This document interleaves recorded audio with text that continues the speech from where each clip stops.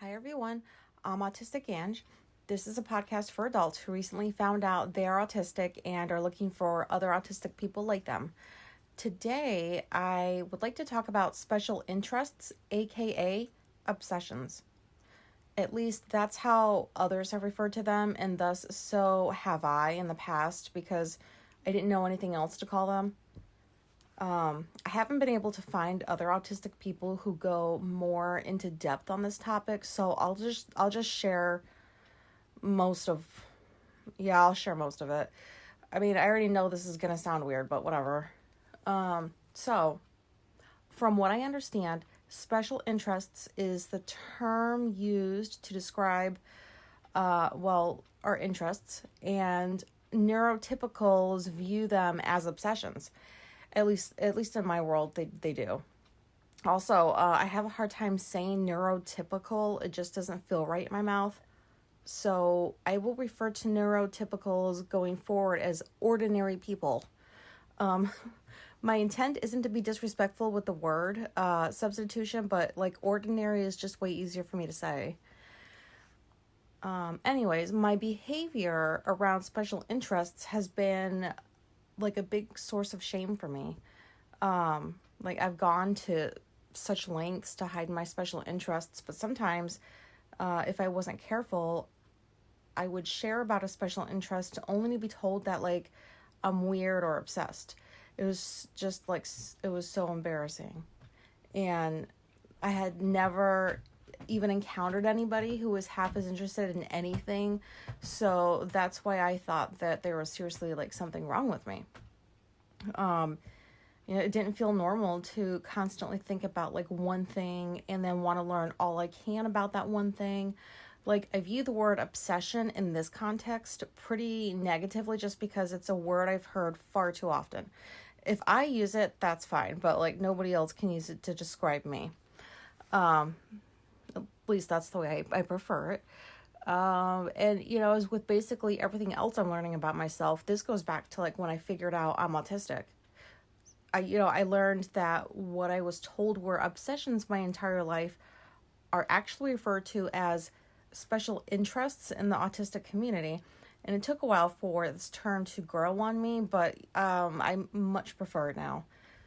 This was like, once again, another area in which like I found immediate freedom from the shame I've experienced surrounding this my entire life.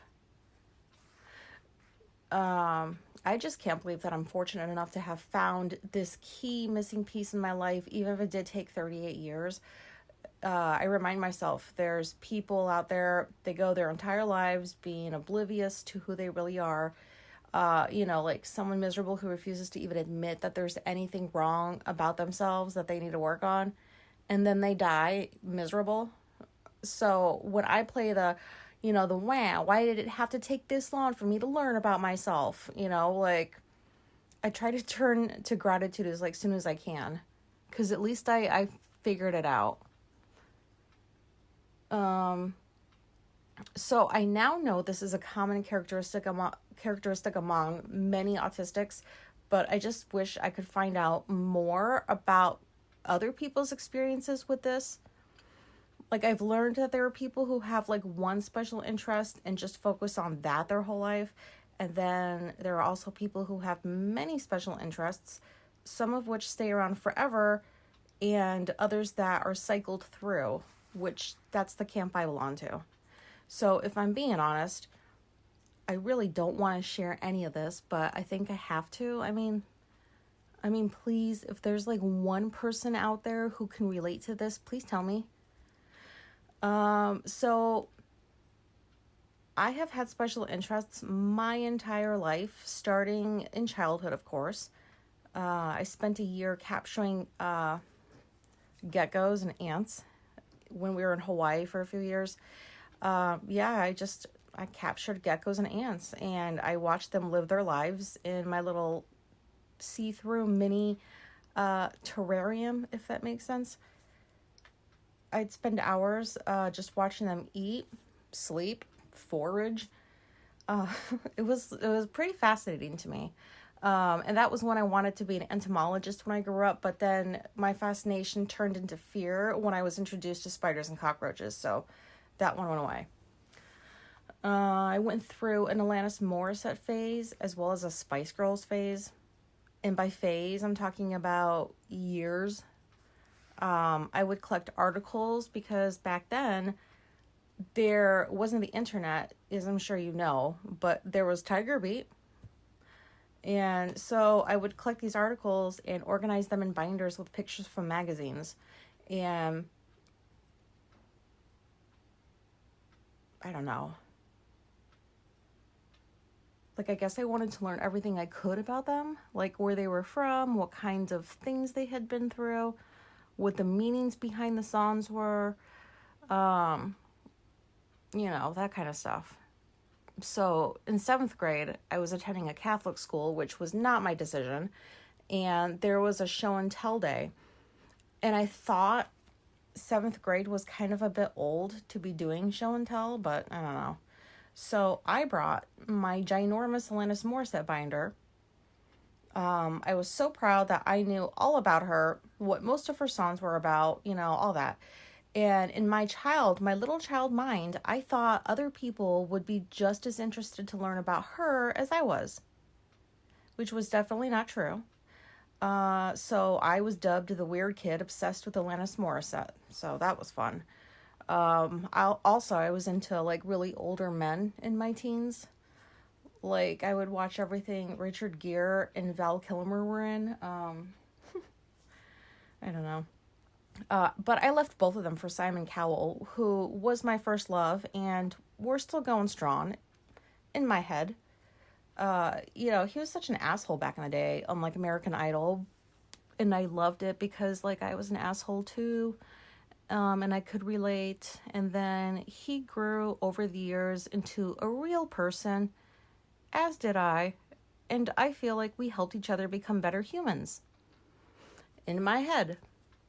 But if Simon Cowell can turn into a kind person, anybody can. So, lifelong special interests for me. Cats, music, and people. Am I a cat lady? Yes, I am. I'm a cat lady. Sorry to all the dog people out there, but cats are like way cooler. Dogs are kind of goofy.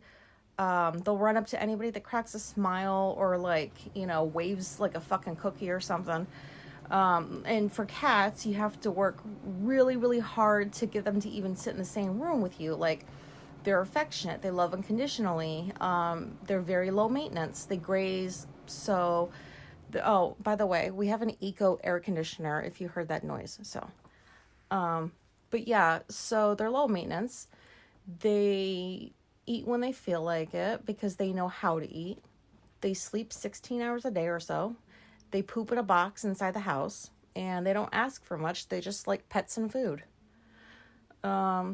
Music has gotten me through pretty much everything in life. When I find an artist or a band I like, no other music exists. So I'll listen to every single song they've ever made. I'll learn the lyrics. I'll find out what they're about. I'll try to learn everything I can about the artist to better understand why they made the kind of music they do. So this kind of falls into the special interest I have with people. Even though I don't want to be around the majority of people pretty much. But like I'm an observer, but not a voyeur. There's a difference. But like with UFC, which is another special interest, I love learning about the fighters because I know what they've got to lose when they're going into the fight, how much training they did in their camps. Not to mention the things the human body can do is just amazing. Like I'm always in awe at the talent that those people have. Let's see. When I was a kid, I learned how to read people because I had to in the environment I grew up in. I got so good at it. It's only gotten better with time. People's eyes never lie. I can tell when someone's mood and affect do not match. I can even spot personality disorders, but I'm going to for sure sound like a weirdo if I go into that anymore. So, like, I'll move on. Also, I need water. Marijuana's causing some dry mouth over here. Okay. Anyways, where was I? Personality disorders. Yes. I think I was done with that. So, reality shows. I'm going to admit that I like Jersey Shore, The Bachelor, The Bachelorette, The Challenge, Big Brother. With the Jersey Shore, I started watching them like a decade ago when they were all crazy. And I was like in my late 20s, so I kind of, I wanted to kind of stick with them, I guess. I mean, I love the journeys of growth people go through. Like, one of the cast members was like hardcore into his addiction for years. And then, like, I got to watch him get sober and become a better person. Like, that kind of stuff is cool to me. And I watch the Bachelor shows because I can quickly split the cast into two camps, good and evil. And I always hold out hope that good gets the last rose. Like, it's just so fascinating to observe how people behave. I mean, like, I'm watching people in their 20s and their early 30s, so it's clear why they're acting immaturely, for example, but the ones who are just rotten to other people, I'll never understand that. Like, how the fuck do people not care that the entire world gets to see them being a dick? Like, they can't all be that unaware. Like, they can't. So, with the people in the evil camp, who I know are not really evil because they're people too, but with them, I create this backstory that explains their behavior. Like, with a narcissist, I imagine how their parents were with them growing up. And if they get, like, to the hometown part of the show, I'm always excited to see if I'm right. But then, like, I think about the people who don't even see that they're being manipulated and treated like garbage. Like, I have a hard time understanding some of the experiences of others unless I have had a similar experience. Which is weird, because I have empathy. And I do understand a lot of things, but just some things, like, I don't. So I don't know. So, like, since I can immediately read somebody, I am baffled as to how other people cannot. Like, do you really not know you're being talked down to regularly? Do you really believe that fake crying you're seeing? Like, how do you think this shit is real? Like, I don't get it. Serial killers. I love them. I don't love what they do, but I love finding out what made them do what they do. Psychopaths are cool. I can't fathom how serial killers don't seem bothered by all the bodies they rack up, but that part of it, is also kind of interesting to me. Oh, more water. Hopefully you didn't hear me sip. Food, I think food's a special interest too. Like, at least, like, that's what I'm understanding, because, like, it seems like it falls into the same category as the other stuff. But if I come across a food I love, I will love it for weeks, if not months. Like, I love ramen, and there were times I'd only eat ramen for dinner. And I'd have to make it the exact same way with the bamboo shoots, the fish cakes, the bok choy, because in my mind, if I do not make it the exact same way, like, the bamboo shoots have to go in first, bok choy at the very end, then I won't enjoy it as much as I had been. So it has to taste like it did the very first time I had it, because being able to recreate a feeling or an experience like that with something as simple as a meal is, like, the coolest thing to me. Let's see. Currently, I am on a popsicle bender. I tried a new brand like a month ago, and I'm pretty sure I've spent like a couple $100 just on popsicles. So, priorities. Let's see, coloring. Do I talk about that? Yeah, I color. That's been a special interest for years, and I'm starting to develop what I think is arthritis. So, like, I'm a little concerned about what I'm gonna do with my hands when I can't color. You know, it's like so calming. Like, I used to be embarrassed about it until adult coloring blew up because I thought that that was something that only kids were supposed to do. But I color just about like every day, only with Sharpies because they're the best. And I listen and retain information better when I'm not looking at the source of where it's coming from. Like, I usually hear people better when I'm listening, but not looking directly at them. Like, when I'm watching a show, I'm mostly listening to it while I color because that's how I stay focused and I can concentrate on the show at the same time, like as I'm coloring.